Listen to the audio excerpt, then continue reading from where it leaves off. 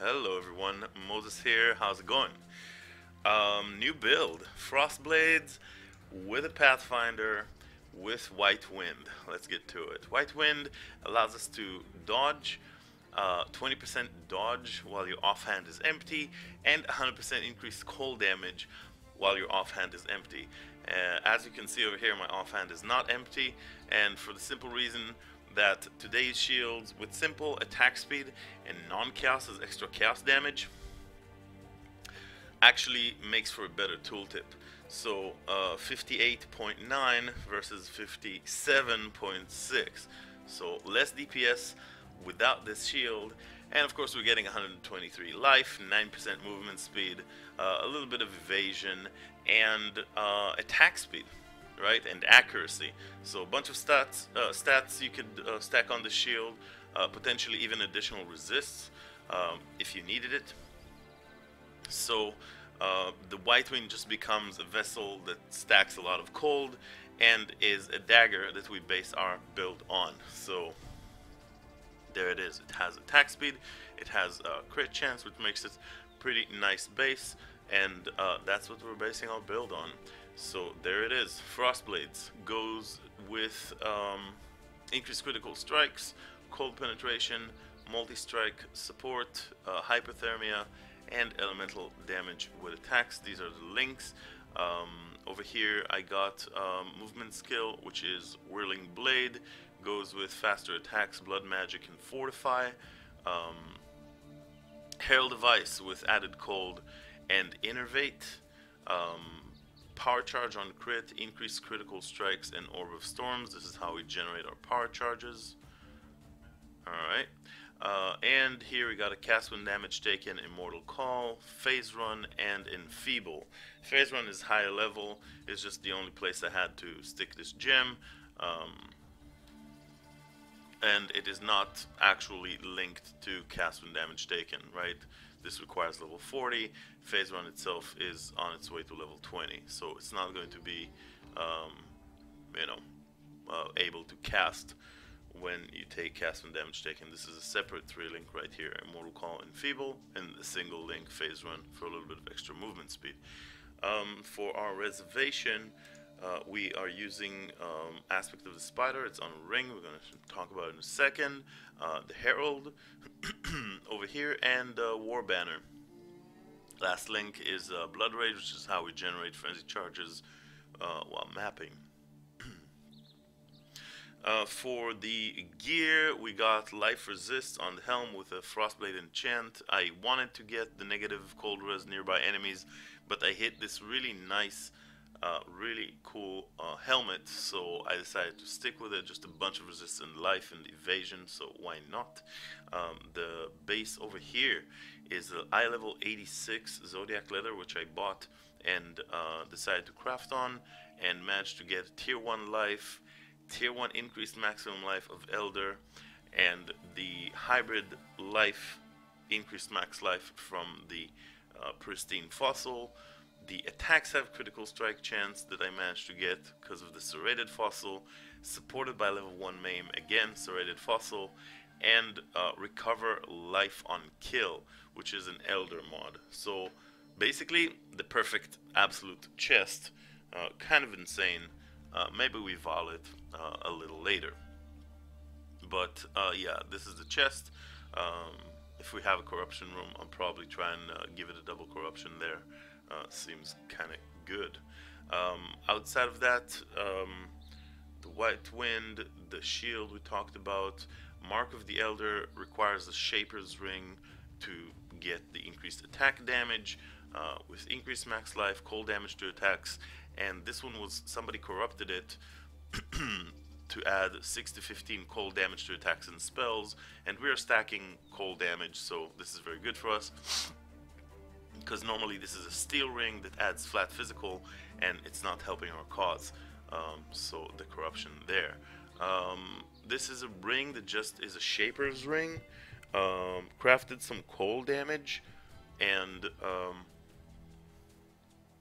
77 life, some resists, and aspect of the spider. So aspect of the spider, what it does is It periodically sends out spider webs to an enemy, can inflict up to 3, and each one makes it take increased damage, and a total of 30% reduced movement speed. Alright, so it's kind of like temporal chains that makes enemies take more damage. Never got to use it, and this time around decided to incorporate it in the build for a bit of defensive. And because it's not a curse, you can use it and then get basically the effect of temporal chains without having to have additional curses anywhere. So you can use it and still be able to use Enfeeble for enemy damage reduction, right? So that's pretty nice. Yeah, where were we? Aspect of the spider on the ring. The belt, I believe, is the last item. Belt and boots. I just needed life resists. Normally I would try and craft on a belt with frigid and with you know, prismatic, trying to get increased elemental damage, increased cold damage, and increased elemental damage to attacks, the holy trifecta. Here I was just able to get what I got, which is something off of PoE trade. I paid, I think, 3 or 4 exalts for this, and it just has a bunch of resists, bunch of life, LE damage with attacks, open prefix, and allows us to, you know, get our resistances in order. This I actually chaos spammed after dropping these Shaper boots, eye level 86, off of Uber Elder kill. I chaos spammed these and was able to get the 35 movement speed, bunch of life, bunch of resist, some strength. Seems pretty good. We still haven't done Uber Lab, but I do have twice enchanted, and I am going to try and get increased attack speed if you've killed recently, or adds cold damage, or elemental penetration, or any of the good mods for our build, or whatever we manage to hit, because yeah, Boots enchant is pretty powerful, but I'm not going to do it for the rest of my life, right? Just one time, if we hit it, we hit it. If we don't, we don't. Yeah. One last thing for this build is actually jewels. We are stacking a lot of cold damage to attacks, cold damage to dagger attacks, and we have 4 jewels over here in our Tomb Fist. All murderous eye jewels that have cold damage to attacks, cold damage to daggers, as you can see. Thing about it is that even on PoE trade, people are not selling. Like, if this was for bows, it would be like a 4 exalted orb, 5 exalted orb jewel, maybe even more. Cold damage to attacks, cold damage to bows, or cold damage to claws. These would be extremely expensive with this amount of life, but because nobody is using daggers, these are relatively cheap. I crafted some of them myself, and I bought, I think, 2, and yeah, you can see tier 1 life, high tier, cold damage to daggers, just a lot of cold damage. A lot of cold damage. This one adds some attack speed, tier 1 life, tier 1 cold damage to tier 2 cold damage to daggers. Seems pretty good. And as you see, they make about half of our DPS overall, all these jewels, so 33k. Let's put this thing over here, and then for any attack build, you always kind of want to have jewels that have some attack speed, because it makes everything be a lot smoother. So 8% attack speed over here, and then 12% attack speed over here. So overall 20% attack speed with 14, or in this case 13% increased max life, 10 and 12, that's 22% melee damage increase, and 12% crit multi. The melee damage only affects the initial hit of the Frostblade, doesn't affect the projectile part. Last part on the tree. We are a Pathfinder. As a Pathfinder, we're using, you know, Nature's Adrenaline for the move speed during Flask Effect. This was actually the first and only lab I'd done in normal, just to get the extra speed, and then I finished the story and immediately did Nature's Boon and Master Alchemist, And next one, of course, will be Veteran Boyer, which gives us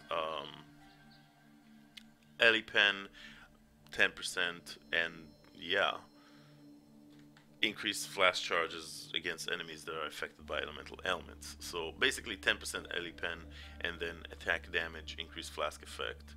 This is what we get from the last one. Alternatively, you could get flask effect duration, flask effect, and life recovery from flask remove bleeding. But personally, I think the 10% Ellie Pen is going to be better overall.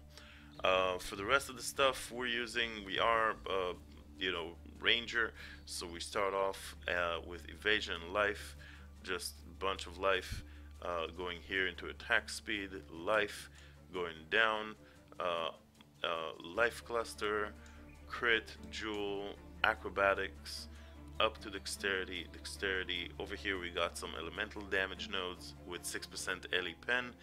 Over here we got some dagger nodes that gives us some crit, some crit multi. Over here we got some life nodes. Going up, some more life nodes for shadow, another jewel socket, crit, dagger nodes. Over here, these don't really matter, it's just attack speed. Maybe I'll take them, probably I won't. 3, 3, 3, and 10 attack speed. The physical damage scaling here is irrelevant for us. Again, maybe I'll take them, maybe I won't, probably not. Over here, going up through the intelligence, written in blood, going down, taking all of the shadow crit, life, and 12% attack speed. Yeah, and then over here we got crit with one hand melee weapon, so that's 80% crit. This is irrelevant for us. And then thick skin, life cluster over here, cold damage, cold pen over here, 8%, and then point blank projectile attacks deal up to 50% more at the start of their movement speed, of their movement skill. So this gives us a bit of more for the projectile portion of, and it's only 1 point, so I figured why not, let's just take it. Leech, Vitality Void, and Life and Mana. Some more life, jewel socket, projectile nodes, Art of the Gladiator for attack speed and ignoring the movement penalties from armor, global accuracy, and life. For the future of the character, right now we're level 82. There's some certain things you could do. What I am considering to do is complete this over here, so we'll be level 82, and then go 1 and 2 intelligence nodes, so that will be level 86, and then 3 more nodes, level 89 for all the 54 critical multi. It's pretty huge damage. And then we got cold damage, and Snowforge with more cold damage and 30 crit chance. So I think this is where the tree is going to end. It's going to be, I believe, level 92, if I did the math right in my head, or maybe 95, one of the two. So this is where it's going to probably end. If I got some more nodes, potentially I could go to 8% cold, 12% cold, and then 16% cold for even more 36 cold damage. The conversion here is kind of irrelevant, but this is something I might do. And another thing I might do is, again, going through here for just the attack speed, but I don't think it's a very good choice for us. This is everything there is to know so far, and let's get a map. Again, we're just like, let's out this map. Mods we cannot do are mods we cannot do. Oh, 30% resist. Okay. Mods we cannot do are reflect. We cannot do reflect. We cannot do no leech because we are heavily relying on leech, and reflect will kill us. So yeah, let's do a map with double breaches with resistances. Let's see how it goes. And again, this is the first time, kind of like, for me. I'm not really so nice. I'm not really playing too many melee type builds. This is my second one in a row, but like for the most part, I'm pretty much doing everything that is spells. not too many things with. I will send you a gift. I've come to rescue Alright. personal exile. Exile. Alright. You have to promise. Yeah, they talking over each other. So yeah, I'm not doing too many things with attack skills, but every once in a while I am making an attack skill I really build. do hate the idea. Let's see, Haku I choose. already maxed. Janus Cameria. Let's rank him up. Gruesome. Let's interrogate Haku. Ancestors. Let's Give me prisoner strength set to free. withstand the shame Alright. and dishonor this exile. No. A bunch of stuff dropped. I actually don't really care about any of this. And we have another breach. Lovely. So yeah, you kind of have to, this is, what is it, Zoff? You kind of have to do, remember to use your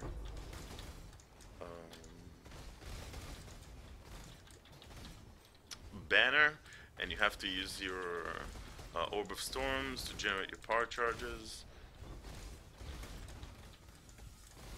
But you see, I mean, the clear is just really, really nice. Pathfinder, you never run out of flasks. And it seems pretty good. Obviously, yeah, still need to do Uber Lab. I'm not a big fan of Uber Lab or Lab in general. But yeah, just showcasing the build a little bit. The clear feels good. The character feels pretty fast. And what's really surprising, oop, dodged it. What's really surprising is my latency. If you look at the latency on the top right hand side, you see it's actually almost flatline, which makes for a very good showcase of the video today. Normally I don't have that flatline latency. Normally it jumps and it goes up and down and it kind of like goes everywhere. Oh, a leech, maybe. Let's see, hopefully. Would be pretty nice if we can get a leech going. What do you know? So yeah, upside of a leech is that we get to see how we're doing a single target. Negative side of a leech is that they still haven't fixed what's happening with the music. And since we are recording a video, we're just using the in-ear sound. What's happening with the music is that attack overlaps or goes over the music. So it's kind of like silenced when it, like attack skill effects are, yeah, they still haven't fixed it. It's been up since Abyss League, basically.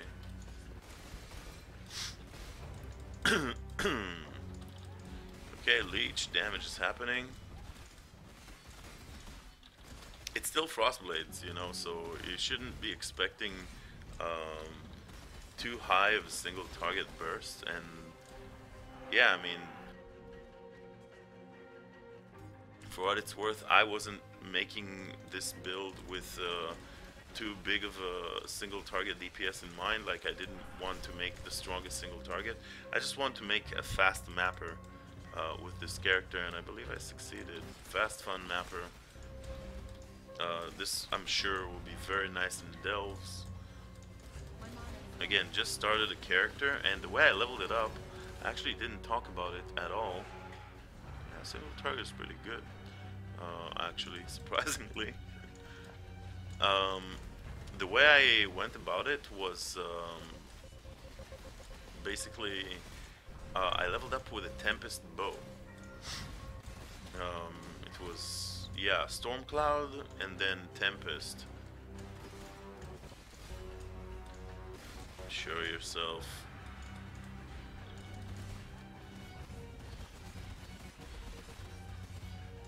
Seems good. Last phase, that's happening. Man, with such latency stability, Whirling Blade actually feels quite responsive. Murder Boots, one socket, feels good, man. But hey, I mean, we could have dropped 2 socket gloves and have some nice added video value there, which we didn't, but it's alright, you know, nobody was really expecting. So if you look at monsters, see, they're all kind of like slowed right now. See the spider webs? See this, how slow they are? Sure, they're enfeebled, but See, they're all covered in spiders. That's the effect of, well, aspect of the spider. It slows them down, it makes them take more damage. And it feels good. Let's stack some of our War Banner because I forgot to turn it up. War Banner is a buff that, like, it reaches 50, like, you kill 50 monsters. Oh, I guess there's an intervention mission? Oh no, this is the boss. Okay, so War Banner is a buff that takes only 50 monsters to stack up. So you just kind of like you know, use it whenever. And this was the boss. You just kind of like use it whenever, right? You just gotta remember to actually use it. Again, Frostblade is kind of like some sort of an attack that chips monsters' HP. It's not like big chunks, it's not like we're using something like, see, it's kind of like chunks. You attack a lot, you attack like real fast, and you take down enemies' HP pretty fast. So that's kind of like, that's, you know, the way that the attack works. We do have one of these vessels. I'm capturing souls. I'm doing the journey whenever I reach a character, you know, to maps. I'm doing the whole Divine Vessel journey, collecting all the Divine Vessels. So yes, this is the character. I am going to have a blast with it. I know it. It's very, very fun, and today we even got some weird action going with the latency. I have no idea how it is so smooth, honestly. It's the first time in 2 years I see an actual flat line that literally stands on 66 to 67 milliseconds. Never seen anything like this. It makes the game so much smoother and like the character so much responsive, especially with a skill like Whirling Blades, which I really, really hated before. So yeah, this was the build. This is the character. And I hope you guys enjoy it, and I'll see you guys next time. Thanks for watching.